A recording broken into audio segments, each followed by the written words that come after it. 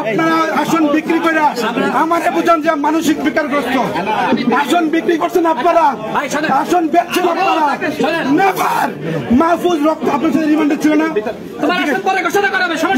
আমার আসন আরেকজন নাম কেন ঘোষণা? জেলখানায় ছিলাম, এই দল গঠন করছি আমি মাহফুজ রক্ত দিয়া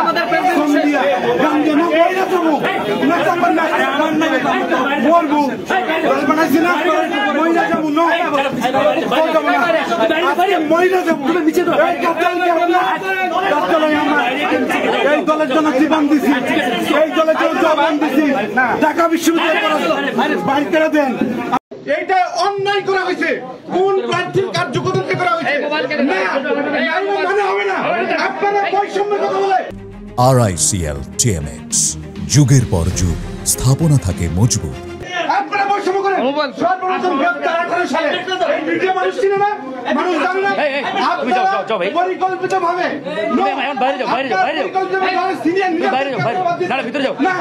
আমার গাজীপুরের আমার সঙ্গে মানুষের আমি ঘোষণা হবে, আমি যাবো না। আমার নেতাকর্মী গাজীপুর থেকে আসতেছে, আপনারা অবৈধভাবে এই সংগঠনের স্থায়ী কমিটির মেম্বার সর্বপ্রথম গ্রেফতার মাহফুজ রহমান খান রাশিদ খানের সাথে আজকে অপারেশন অন্য মানুষের পূর্ব পর্যন্ত আপনি অবৈধ প্রার্থী মানবো না, কেউ মানবে না। তুমি ভিতরে আসো, ভিতরে আসো, ঘোষণা হবে তো না? আমাকে চিনে না, আমাকে চিনে না মিডিয়া। ওনার সাথে আন্দোলন আমি ঢাকা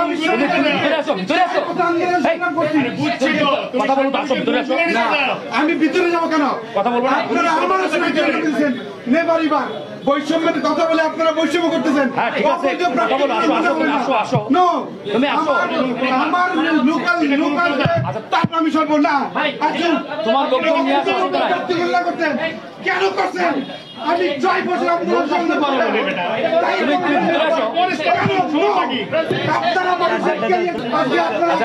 ঠিক আছে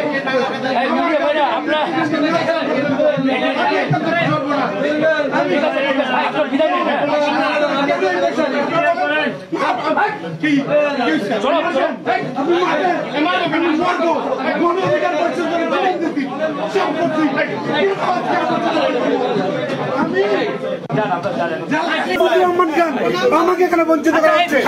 আমি রক্ত দিচ্ছি, আমি এই দলের স্থায়ী কমিটির মেম্বার। আমি 18 সালে গ্রেফতার হয়েছি। এই যে রাশেদ খানের ইলেকশন করতে চাই, এই আসনে 2 জন প্রার্থী রয়েছে, যে কারণে আমরা একজনকে ওই আসন থেকে ঘোষণা করেছি। তাকে আমরা অন্য তাকে আমরা আমি কি দলের দাম নিব? নো, তার নিজ এলাকা তার নিজ এলাকা ন্যাশনাল ইলেকশন নিজ এলাকা থেকে আমরা ঘোষণা করবো। না, আমরা এই যে অন্যায় হচ্ছে আমার আসন থেকে আপনাদের ভোটার আইডি কার্ড দেখাবো। গাজীপুর 2 আসনে আমাকে ষড়যন্ত্র করে আজকে আমি বলবো একটা গোষ্ঠী গণ অধিকার বিষয়ে। আমি 18 সালে এই যে রাশেদ খান দেখতেছেন না, ন্যাশনাল ফিগার, জাতীয় ফিগার, সবাই পেলে এক নামে নিজের রক্ত শ্রম ঘাম দিয়া এই রাশেদ খানের মতো মানুষদেরকে বানাইছি, এই গণ অধিকার পরিষদকে বানাইছি। আমার আসন থেকে ঘোষণা করা হবে। আমার আসন আমার এনআইডি কার্ড দেখুক, এনআইডি কার্ড দেখুক, যান সাংবাদিক সারা দেশের মানুষ যাচ করবে।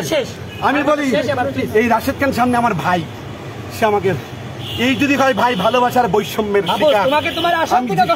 আমার আসন থেকে আপনারা কোন স্বার্থে? ঢাকা বিশ্ববিদ্যালয়ের ছাত্র, তুমি তো নিজেকে মিডিয়ার সামনে পাগল হিসেবে তুলে ধরো। 6 বছর আমি 6 বছর আমি কেউ করে। আমি ভাই কি জেল কাটি করে 11টা মামলা, 11টা মামলা কেন মাহফুজের এগেইনস্টে হবে? 11টা মামলা কি অন্য মানে 11টা মামলা চলে আমার বিরুদ্ধে এই গণ অধিকার পরিষদ করে। But why? সে ওই এলাকা থেকে ইলেকশন না করে অন্য এলাকায় ইলেকশন করতে চায়। আমরা এই জন্য তাকে বলেছি যে তুমি তোমার এলাকা থেকে ইলেকশন করো। আমি শেষ করি। তার জন্মস্থান যেখানে, আমরা মনে করছি যে ওই জন্মস্থান থেকে ইলেকশন করলে সে ভালো করবে। এবং গাজীপুর 2 যাকে ঘোষণা করা হয়েছে সেও আমাদের ত্যাগী নেতা, সেও আমাদের শ্রমিক নেতা। এখন একটি আসনে যদি 2 জন থাকে, 2 জন থাকলে তো আমরা কেন্দ্রীয় নেতা হিসেবে আমাদের সিদ্ধান্ত নিতে হয় তো মাহফুজ ঢাকা বিশ্ববিদ্যালয়ের ছাত্র ত্যাগী নেতা, সে তার নিজ এলাকা থেকে ইলেকশন করবে। এই জন্য আমরা তার আসনটি এখন, যেহেতু সে একটু মানসিকভাবে অসুস্থ, আমরা এখন তার আসনটি ঘোষণা এখন করি নাই, আমরা শীঘ্রই তার আসন ঘোষণা করব। সাংবাদিক ভাইরা তার বক্তব্য নিয়েছেন, আমার বক্তব্য নিয়েছেন। আমি বক্তব্য দেই নাই, আমি পাগল। আচ্ছা শোনেন, আমি বলছি যে পাগলামি করো না। শোনেন, আমি বলছি আমি বলছি যে শোনেন, পাগলামি করো না ভাই, থামো তুমি। আমি বলছি যে পাগলামি করো না, এটা স্বাভাবিক একটা ব্যাপার না? স্বাভাবিকভাবে সেই হিসেবে বলছি যে সে পাগলামি করতেছে। তা আপনারা যদি মিডিয়ার ভাইরা এগুলো যদি এইভাবে তুলে ধরেন, মানুষের কাছে তো আসলে মানে খুবই দুঃখজনক আসলে এটা বলার।